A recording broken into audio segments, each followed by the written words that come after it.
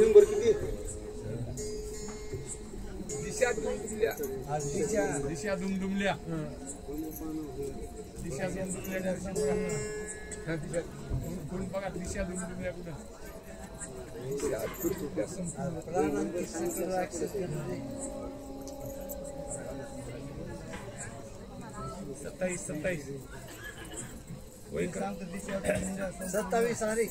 27 वय झाले मने गेली असं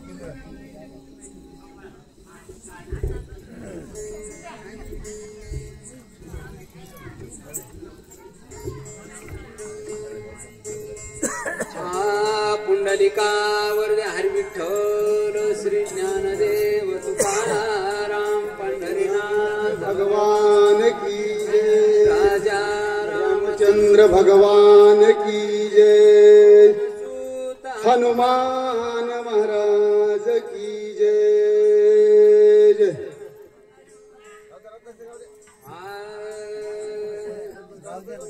मने गेलिया कपींद्रानी नावशली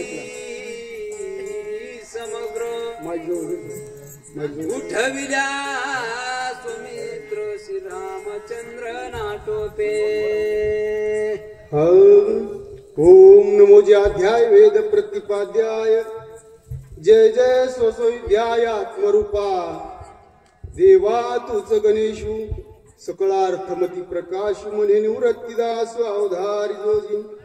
एवढे जे महिमेची करणे ते वाच्या बळे वानुमी कोणे ते वाचस्पते शिकरी प्रबंध होडा। आता अभिनव वागविलासिनी जे चातुर्य कला कामिनी ती स्वशारदा मोहिनी नमियेली म्या मजरधे सद्गुरु तेने तारियो हा संसार पुरु मनोन्या त्यादरू एकावरी। श्री संताचे माथा चरणावरी साष्टांग हे करी दंडवत त्यांच्या कृपादाने कथेचा विस्तार बाबाजी सद्गुरुदास तुकाराम जयांचे केले स्मरण होय सकळ विद्येचे अधिकरण तेची वंदू श्री चरण श्री गुरूंचे ते नमस्कार होणे। आता गौरपुत्र गणेशाला कौशल्या पुत्र रघुनंद सांजनी पुत्र मारुत्राला ग्रंथकर्ते शांतीपीठ पैठण निवासी नाथ महाराजाला जमलेल्या गुरुजन भाईपुंडेला साष्टांग नमस्कार होऊन कथे चालू म्हणणार। आतापर्यंत हनुमंतरायाची सगळ्यांनी विनंती केली 18 पद्मवानर 56 कोटी गोळांगुळ 72 कोटी रीस तेवढे सोडून अंगदेव राजा सुग्रीव समतेच्या नंतर रामचंद्र गुरुंनी विनंती केली की बाबा तुम्हाला जावं लागतंय आमच्या बंधूला वाचण्यासाठी तुमच्याकडे काम सुटलेलं आहे। पुन्हा मोठेपणा दिला सांगितलं आणि हनुमंतराया सरसावले। हनुमंतराया सरसावल्याबरोबर आपल्या शेपटीचा आकडा वळला आणि रामनामाचा हुंकार केला। आपल्याला जर देवाने तोंड दिले असले तर देवाचं नाव घ्यायचं नाही। प्रभू रामचंद्र भगवान की नाहीतर तोंड वाकडी होती तर बोला येत नाही काहीच होत नाही म्हणून दिलेत तर बोलायचं नाही ती हिरी बोलायचं नाही ज्याला असतील त्यालाच म्हणायचं बाकीचे बोलायचं नाही। हनुमंतराय नामस्मरण केलं आपल्या शेपटीचा आकडा वळला आणि सूर्याच्या कड्यावर चढले वर चढल्याबरोबर उड्डाण केलं उपरा उपरी गगनांतरी गेली सत्य लोका भितरी कुठपर्यंत सत्य लोकावर हनुमंतरायचं उड्डाण केलं उंच गेलं उंच एवढं उंच हनुमंतराय उड्डाण केलं आणि केल्याबरोबर समजे लोक भयभीत झाले अरे बापरे म्हणजे आता कसं होईल। हनुमंतराय जर एवढं उड्डाण केलं एवढा जर आवाज झाला तर नक्की काहीतरी पुढे आघाडीत घटना घडली म्हणून महादेव जप करीत बसलेले होते। पार्वती माता समोर जवळ बसल्या होत्या। पार्वती मातेने महादेवाच्या गळ्यावर मिठी घालली एवढा आवाज कसा झाला मालक एवढा आवाज कसा झाला असं समजत थरकल भयभीत झाले. एवढेच नव्हे तर कोण कोण भिलन कोण कोण जागवत ऐकायचंय का? हे तव एकमेका परिसवीर नविदे कर्कस बोला बोला. अवघे मिळाल्या विधा समगामास प्राणंत. समजे भयभीत झाले. देव लोक भयभीत झाले. पण इकडं राजारावाने भयभीत झाला. भीती वाट लागली. म्हणला अरे बापरे हनुमंत गेलाय. त्या अर्थी आता काही खरं नाही. म्हणला एकापेक्षा एक बळी रे. एकाहून एक बळी वानर येत. आणि त्यात किती 18 पद्म वानर, 56 कोटी गोळांगुळ, 72 कोटी रीस. आणि आमचं सैन्य म्हणले आता एकट्या मारुत्र्यानं मारले 80,000 14,000 बुकना पाडलाय. नातू मारले, पुरं मारले. आणि आता किती राहिले? म्हणला बापरे आता काय आपलं खरं नाही. नक्की जर औषधी आणल्या लक्ष्मणला उठिलं तर नक्की मला कटीत रे बाप्पा. आता काय करू विचार वारवा गोत्या प्रधान मारिले समग्र. बोला बोला. इंद्रजिता दिया किया पुत्र कुमरे कुमर मारिले. रावण म्हणला आता काय करू विचार. मी म्हणलं खाऊ पदार्थ गुळात आहे दुसरं काय विचार करतो. मला एक नाही पाठचे मारले, पोटचे मारले, बगलचे मारले, आगलचे मारले, समजा पोराचे पोरं मारले. आता कोण शिल्लक आहे आणि युद्ध कोण करीन त्याला सगळं. म्हणून विचार करू. कसा विचार करू रावण ऐका. आईसे चिंतित राव करू विसरला भोजन. बोल विसरला उदक पानाती चिंता मना पीडित. आता चिंतेच्या वया होऊन गेल्या की चिंता जर माणसाला लागली तर क्षणभर सुद्धा सुख देत नाही. चिंता आणि चित्ता टिंबाचा फरक आहे. चिंता जिवंत माणसाला चालते आणि चित्ता मेलेल्या माणसाला चालते.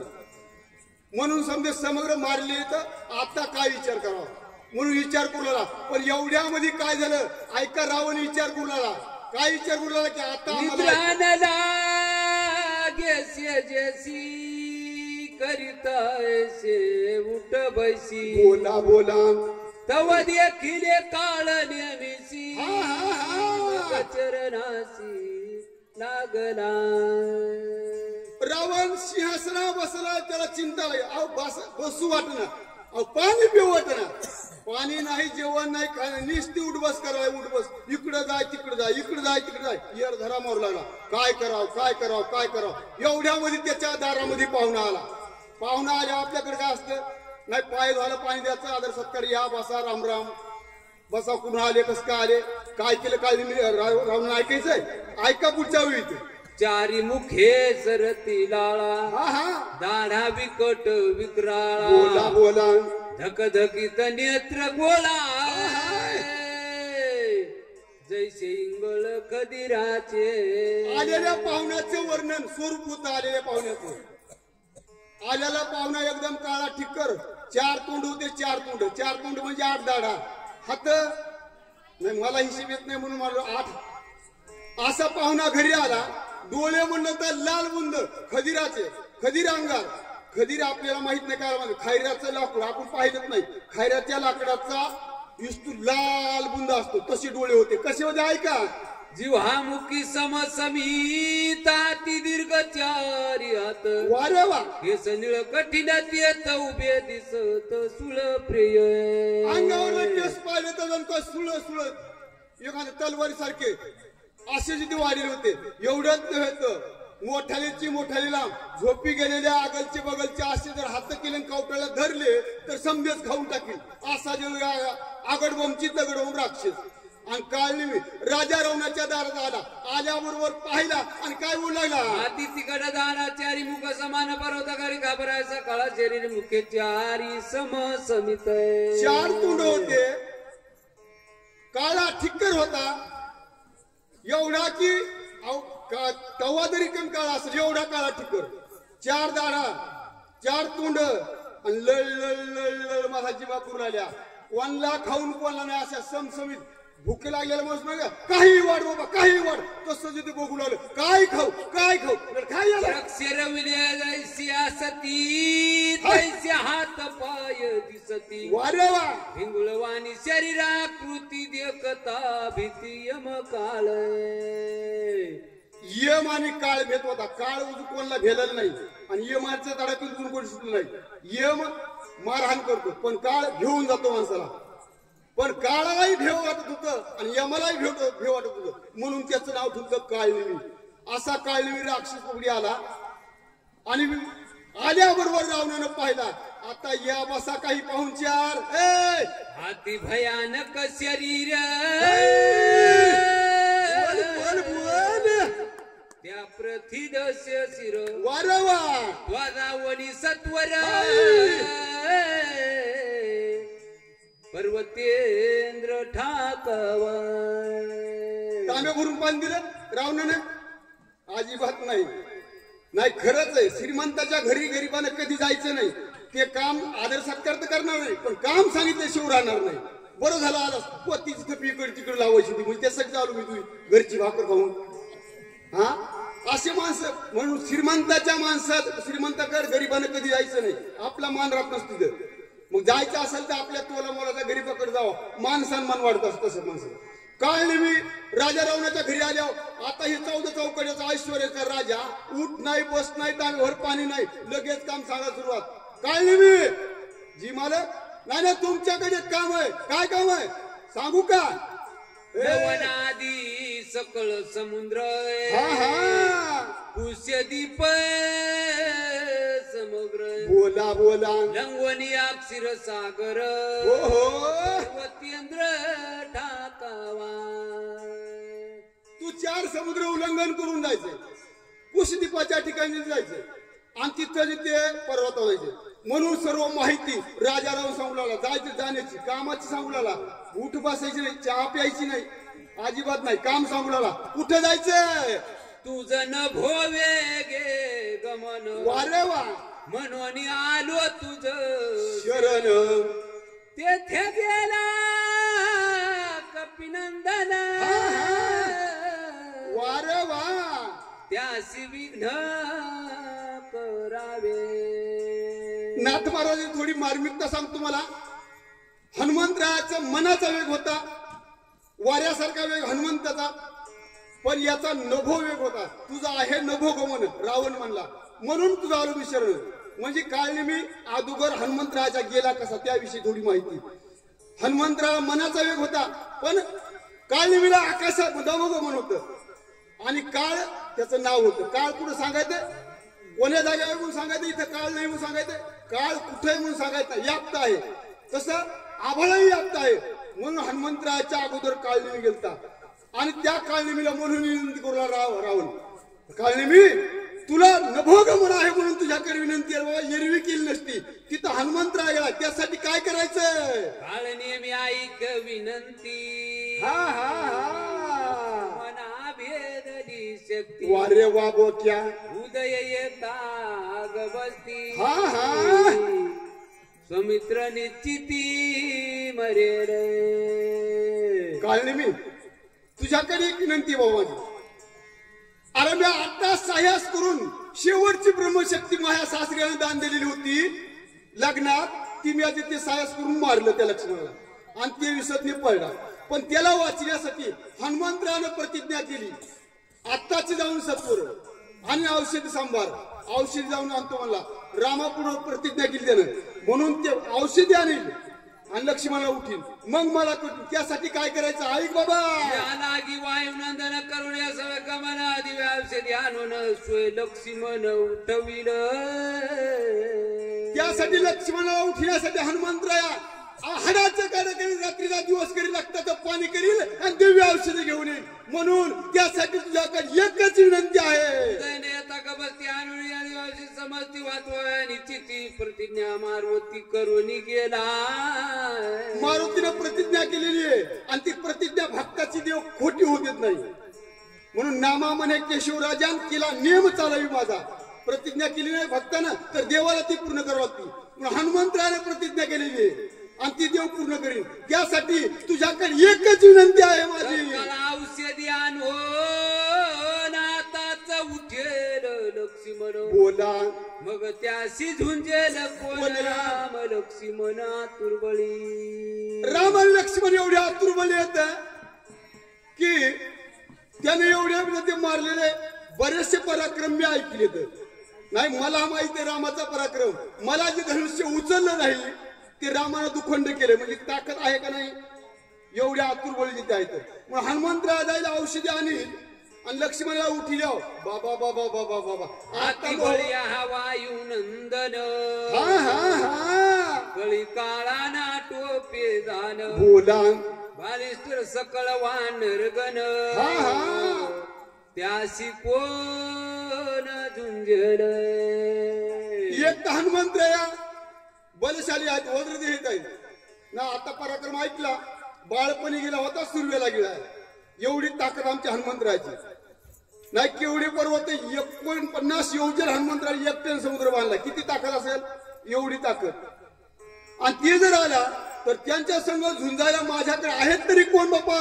कपटे करुण्या ब्रह्मशक्ती आकळीला ये उर्मिला पती तव कार्य साधावे हातो हाती बसती न येता. बापा बरेचसे प्रयत्न केले कपट केलं मग शक्ती मारली. एवढ्यात त्या शक्तीला शपथ घातली तेव्हा ती शक्ती तिथं लागली. नाहीतर काही चलत नव्हतं. मग 100 बाऱ्या वापस आली ती शक्ती. पण बरेचसे प्रयत्न केले मग तेव्हा ती शक्ती लागली. म्हणून ती शक्ती लागल्यामुळं हनुमंतरायाने प्रतिज्ञा केली दिव्य औषधी जर आणली तर लक्ष्मण होतं. म्हणून दिव्य औषधी न आणण्यासाठी काय करावं लागेल. चंद्रामृत सदा पूर्ण चंद्रांचल मनती म्हणून बोला हिरवतो द्रोणांद्री जानना विधान विख्यात. नाही चंद्रांचल पर्वत का म्हणतात. चंद्रापासून जिथे अमृताचा वर्षाव झाला तिथं दिव्य औषधी जिथे निर्माण झाल्या. त्या अमर करायच्या औषधी जिथे तिथं निर्माण झाल्या. येरी दुर्नांचल नाव होत त्याचं. दुर्नाचल का तर त्याचा दुर्णासारखा आकार होता 4 कोणाचा. पहिले दुर्णा आताचे नाही. आताचे हे दुर्णे दासी तसा नाही. केळीच्या पानाचं दुर्ण असतं तसं ते त्याचा आकार होता म्हणून दुर्णांचल म्हणत होते. त्या पर्वतावर गेलेला आहे. म्हणून काय करायचं. पाले चंद्रामृत अमृत संजीवनी त्यासी म्हणत औषधी आयशानंत पर्वती समस्त वरतती. अनेक औषधी आहेत त्या ठिकाणी त्या रूपाला त्या औषधी रूपाला आल्या चंद्रामृताच्या सिंचनानं. म्हणून त्याला जिथे अमृत संजीवनी हे नाव जिथे पडलं. आणि त्या संजीवनीनं मेलेले माणसं जिवंत होतात. हा तर लक्ष्मण विसज्ञ अवस्थेत पडलेला मेलेला नाही. मग अशी जिथे औषध त्या ठिकाणी आहे म्हणून तिथं हनुमंतराला गेला. काय करावं लागेल. तेथे गेला कपिनंदन भाऊ माया करुणी आपण बोला बोला त्याशी करावे विघ्न सूर्य उदय जवन होय. शक्तीला वरदान आहे. ज्या माणसाला शक्ती भेट झाला शक्ती लागली त्या माणसाला जर शक्ती सूर्याचं किरण पडलं तर तो माणूस वाचत नाही. म्हणून रातोरात जायचं आणि रातोरात यायचं. हनुमंतराय गेले त्यासाठी तुझ्याकडे एकच विनंती आहे. हनुमंतरायाला गोवण्याचा प्रयत्न करायचा. काय करावं लागेल तुला सांग. ऐक बाबा.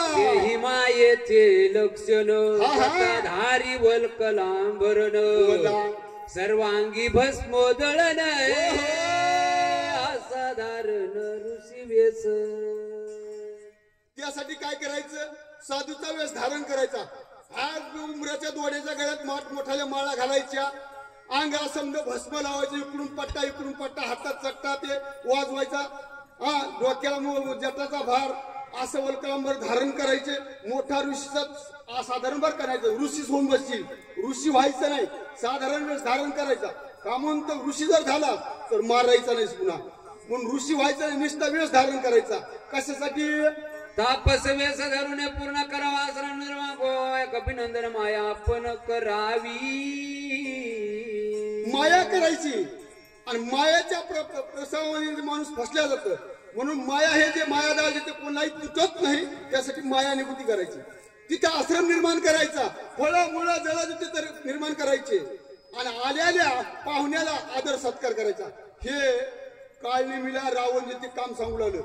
हनुमंतराला विघ्न करायचं. ऐका, सुपक फळे सुशीतळ जल सुंदर वृक्ष सुपरिमळ हो हो, आपण धराव्या ती सुशील गुळांगुळ विगुतावया. जेणेकरून हनुमंतराला थांबावं असं वाटेल, तिथून जिथे मन निघून असं जिथे आश्रम निर्माण करायचा. परिपक्व जिथे फळं आणायचे लालबुंद. अनेक फळं आहेत, त्या फळाची नावं सांगत बसा ग्रंथ वाढील नाही. उथल्या आपल्या ग्रंथाला वाचनाला सुरुवात उशीर झालेली, त्यासाठी एवढे नाव घेत नाही. पण फळं आणायचे आणि त्या हनुमंतराला खायला द्यायचे. बोला, निष्ठा दावावी परमज्ञान कधीशी वर्ण रघुनंदन तेने त्या सुख गण कपिनंदन विंगू तेले. निष्ठा दावायची, ब्रह्मज्ञान सांगायचं, ब्रह्मवक्ता आहे असं ते स्वरूप दाखवायचं. आणि कथा सांगायची असेल तर रामाची सांगायची बरं का. बाकीची कोणाची कथा सांगशील, बळीरामाची सांगशील, अर्जुनाची सांगशील, कोण्या नवनाथाची सांगशील, एक तोडकी देईन तुया. हाती ते करावे हनुमंता सुरस सांगावी राम कथा. बोला बोला, जेणे गुंती पडे कपिनाथा ते सर्व थाय करावी. रामकथा सांगायची, जेणेकरून हनुमंतराया गुंतल्या जाईल. ऐकण्यासाठी रामकथेच्या अक्षराक्षरातीत परत भाग्य सभाग्याचे नर कथा रामायण परिस्थिती असं रामायणाचं महत्व आहे. जे भाग्यवान असतात ते रामायण. मग हनुमंतराय भाग्यवान आणि राम नामस्मरण सदा चिंतन करतात. रामाचं कार्य सिद्धीला नेण्यासाठी आटोकाट प्रयत्न करतात. म्हणून त्याला रामकथा ती सांगायची आणि सुरस सांगायची. नाहीतर उभं काही बी सांगत बसशील तर मुस्कार फोडी नाही. तेथे मासुर राक्षसी प्राणी मात्र सगळे ग्रासी. आपण व्यक्ती साधावी आईशी जे कपिंद्राशी ते गिळी. आणि तुझ्याच्यानं नाहीच जमलं तर तिथं एक राक्षसीने तुझ्याचं नाही जमलं त्या राक्षसीकडे पाठवून दे. ती बाया काय करून तरी मारून टाकील. म्हणून एवढा प्रयत्न करायचा. हे कालनिमीला जिथे रावणारी समीप सविस्तर जळ संपूर्ण सरोवर सुंदर कमळी मनोहार ते कपिंद्र गोवावा. आणि मोठा आश्रम निर्माण करायचा. हनुमंतरायाला गोवण्याचा प्रयत्न करायचा. नाही काही केला त्याला उजलूस तर तरी पुढे जाऊ द्यायचं नाही. रामकथा सांग, काही कर, पाहुणचार कर, आदर सत्कार कर, पाणी दे, फळ दे, मुळ दे, नाही गुळ दे खायला, पण थांबून घे तिथं. गमन करू आणि शीघ्र गती प्रकारे अशी शक्ती जेणे मरण पावेल मारुती ते व्यक्ती साधावी. जेणेकरून मारुती मरण पावल.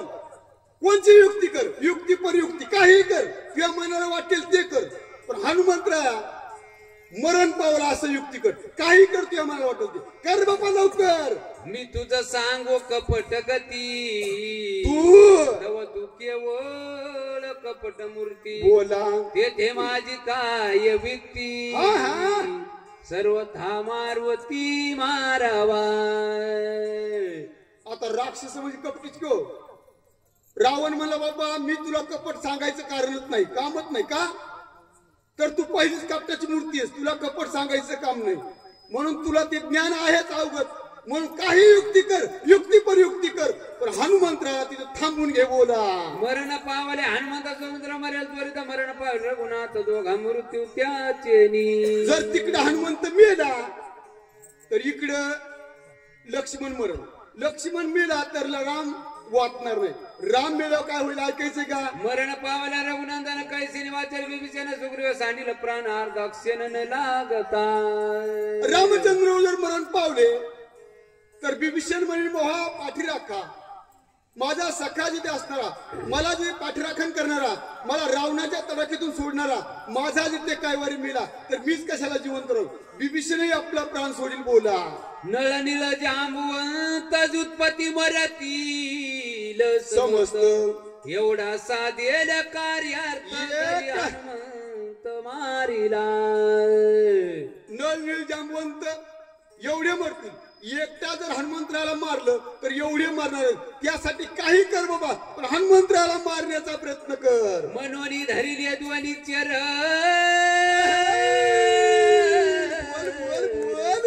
देनार्ध राज जाण चिंता सागरी बुडता पूर्ण आपण स्वय व्हावे. आतापर्यंत काल मी माहिती सांगितली रावणानं आणि लगेच पाय धरला.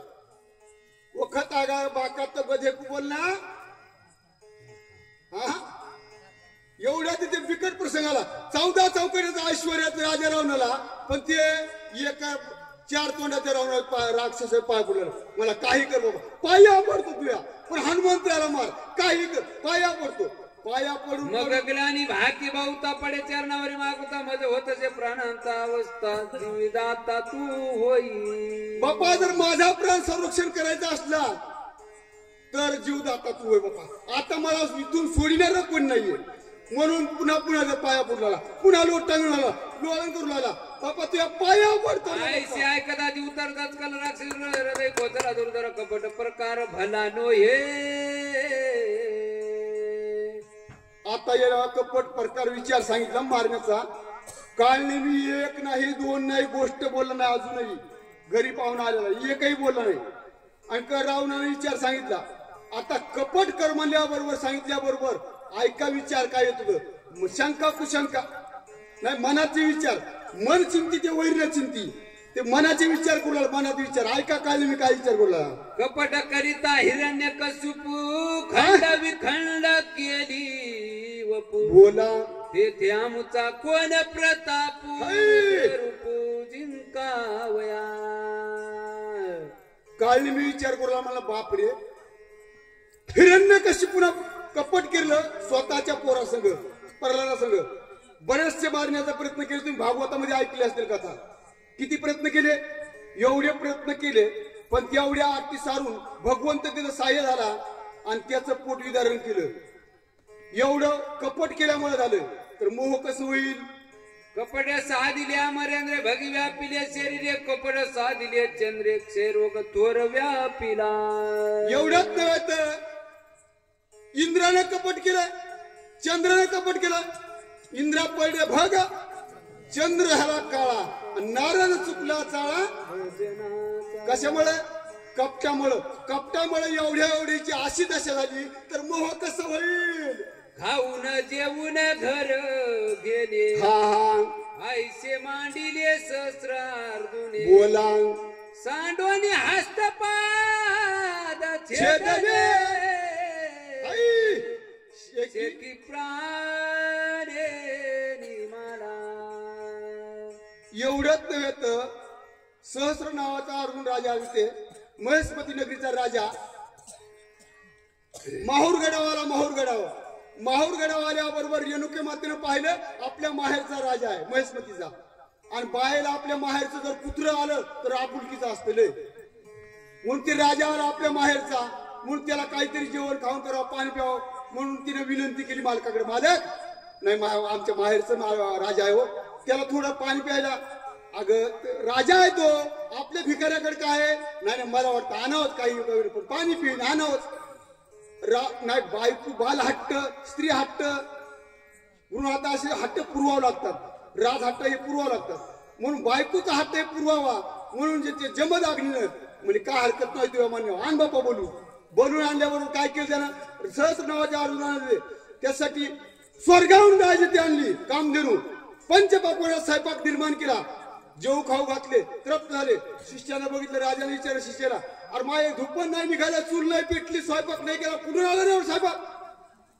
म्हणजे आम्हाला माहित नाही ऋषीला जाऊन विचार स्वयंपाक कुठून आणला म्हणजे तुमच्यासाठी राजसाहेब स्वर्गाची कामधेनू आणली होती आणि कामधेनूचं सायन तुम्हाला स्वयंपाक घडवलं आणि अशा भिकाऱ्याकडे काय करायची दे मला हिसकून घेण्याचा प्रयत्न केला नाही देत म्हणला तर त्याला मारण्याचा प्रयत्न केला किती प्रयत्न केला अहो शेवटी त्याला मारलं त्या रेणुक्या मात्या 21 घाव केले आणि नंतर काय झालं माहित परशुरामाला त्याचे 100 हाताचे तुकडे केले त्याला मारलं त्या सहस्र नावाच्या अर्जुनाची जर अशी गत होती कपट केल्यानंतर तर मोह कसं होईल येणे रावणे जाण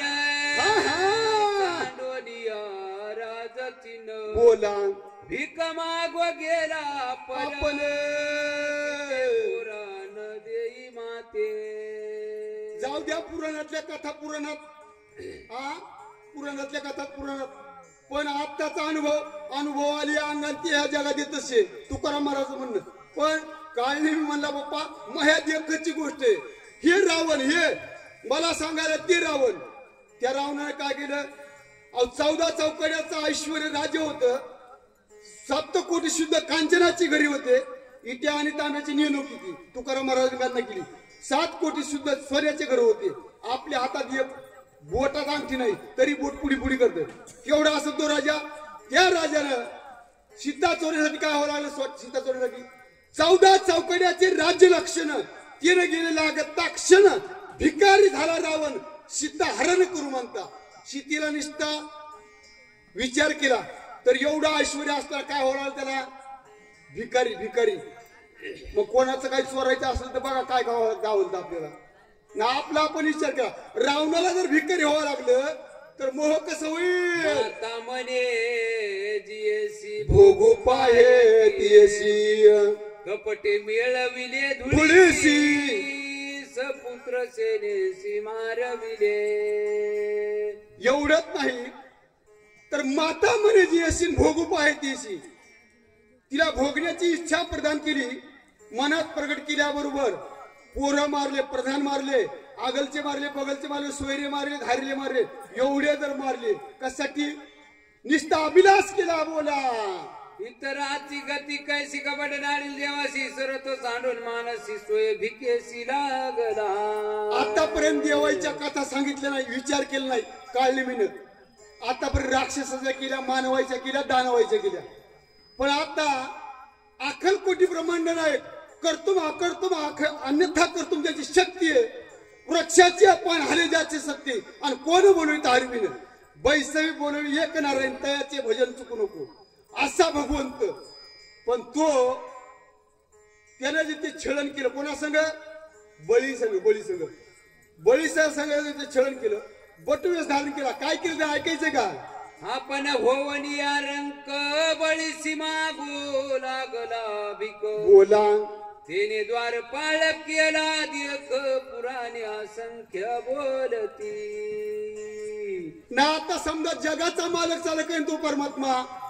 पण त्याला बळी संग कपट केलं आणि बळीच्या दारात बटुवेस बामणाचं धारण केला आणि भीक मागायला गेला. भीक मागायला काय म्हणला? हा बळी मी तुझ्या दारात जिथे याचक आहे, भिकारी आहे, मला जिथे दान दे. बळी राजा उदार आहे. कसा काय उदार? ऐका. या लागी कपटाची वार्ता भली नोय गा सर्वथा. कपट करिता कपिनाथ स्वाघातासी करावे. बळीला दारा बळीने सांगितलं बळी मला 3 पान भूमी दे. बळी उदार होता म्हणून त्याला बळी म्हणतात. बळी म्हणला दिली सोड पाणी.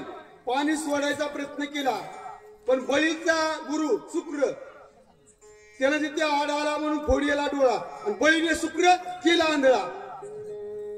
आंधळा केला. पाणी सोडू देतो. अरे बाबा हे तू म्हणाला तसं ब्राह्मण नाही रे, हे देव याला दान देऊ नको, तुला पातळात घाल. म्हणला काय हरकत नाही, देव आले माझ्या दारात द्यायला काय हरकत नाही.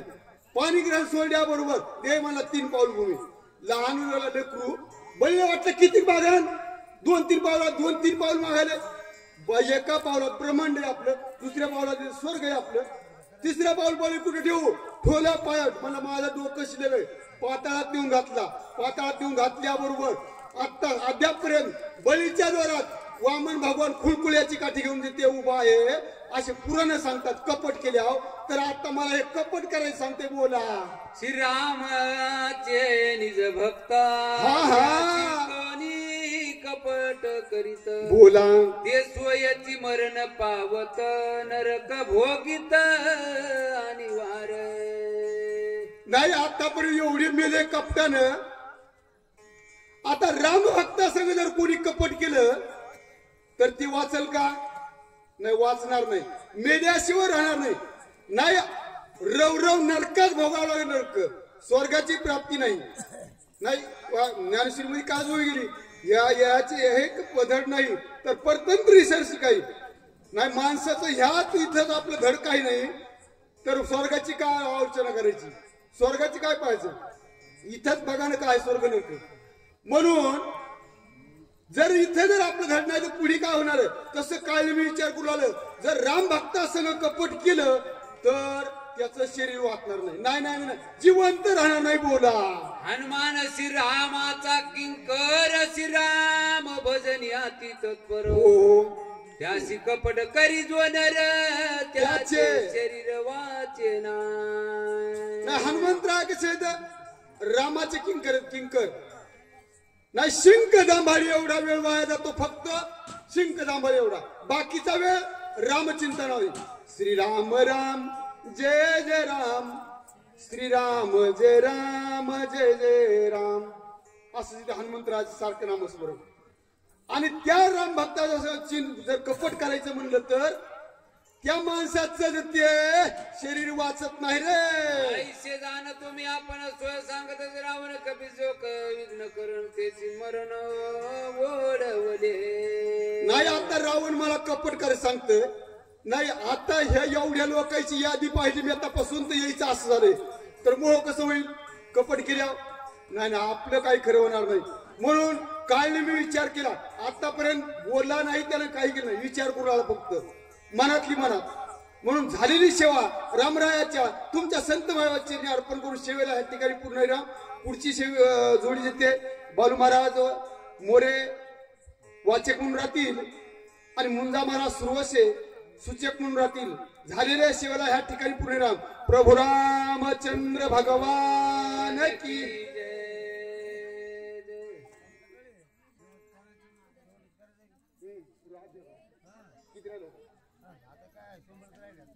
सगळ्याला पाठ पुस्तक करायचं नाही आपल्याला. चला डबल बसू द्यायला